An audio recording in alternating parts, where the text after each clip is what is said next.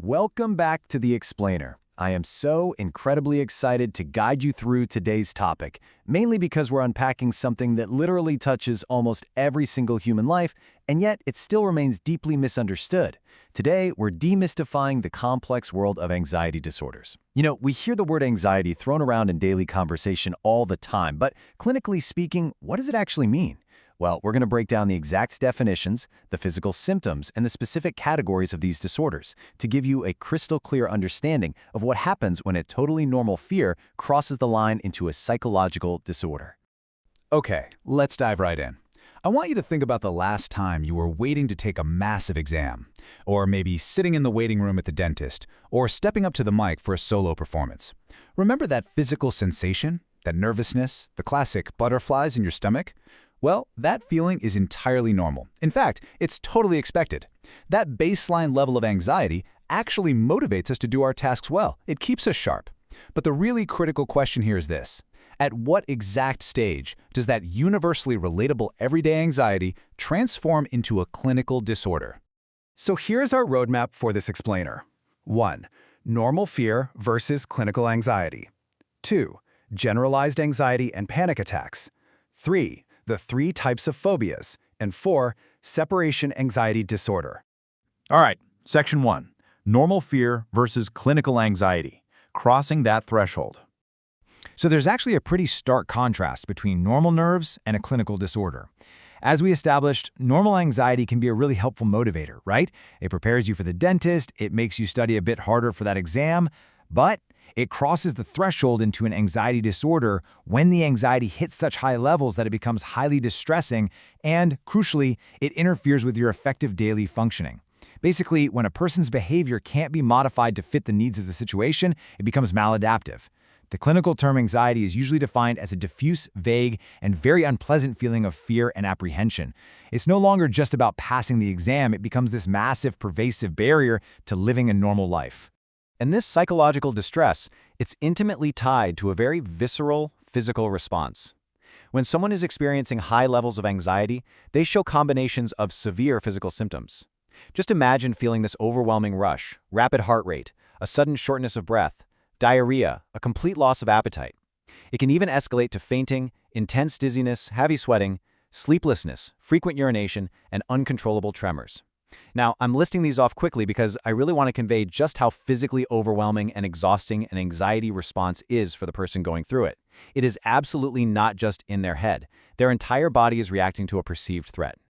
Moving on to Section 2, generalized anxiety and panic attacks, the always-on anxieties. First up is generalized anxiety disorder, or GAD for short. These are prolonged, vague, unexplained, and incredibly intense fears that have absolutely no specific object attached to them. Imagine feeling that massive physical rush we just talked about, but there's no exam, there's no dentist appointment. The symptoms of GAD include constant worry and deeply apprehensive feelings about the future. The person is marked by motor tension. They are visibly shaky, restless, tense, and just entirely unable to relax.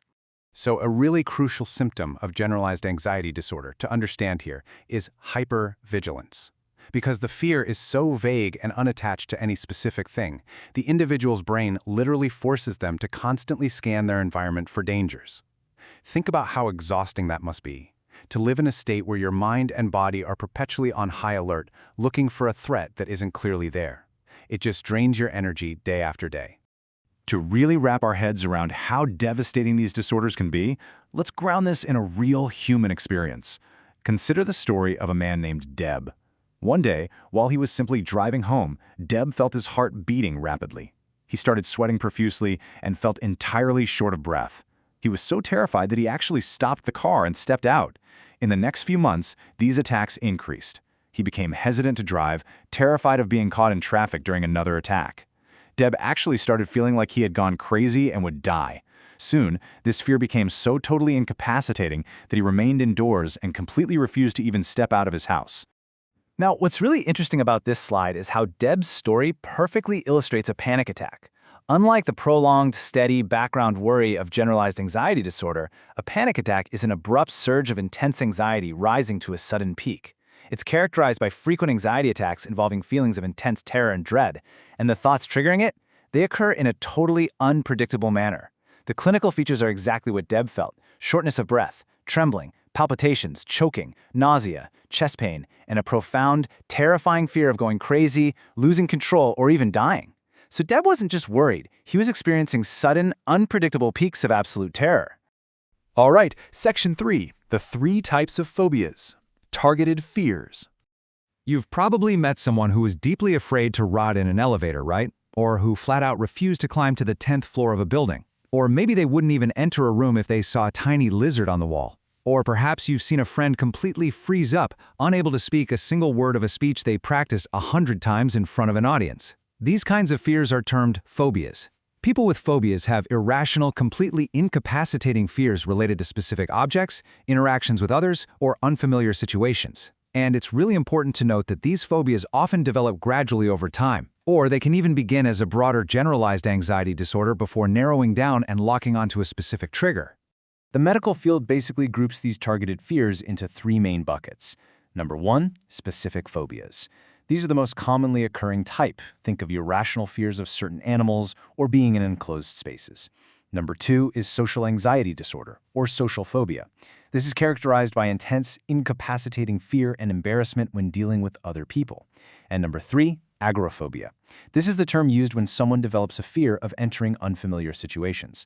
Many people with agoraphobia, actually very much like Deb after his panic attacks, become terribly afraid of even leaving their home. This means their ability to just carry out normal, everyday life activities becomes severely limited. And that brings us to Section 4, separation anxiety disorder or attachment fears. Let's move on and see how this builds in younger individuals. This is separation anxiety disorder, or SAD. Individuals with this disorder experience extreme distress, fear, and anxiety when expecting or going through separation from home or from significant people to whom they're immensely attached. But the absolute key element here is that this reaction is developmentally not appropriate. Look, it's totally normal for a toddler to cry when a parent leaves the room. But when this extreme distress persists or appears at an age where independence is developmentally expected, it crosses that line into a clinical disorder. When you look at how this actually manifests in kids, the symptoms are intense and deeply disruptive to normal childhood development.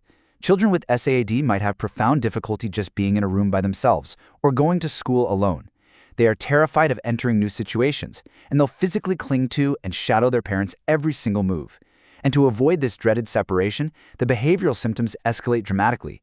They might fuss, scream, throw severe tantrums, or, in the most extreme cases, even make suicidal gestures just to prevent the separation from happening. It truly highlights just how overwhelmingly powerful and real these anxiety disorders are to the kids living with them.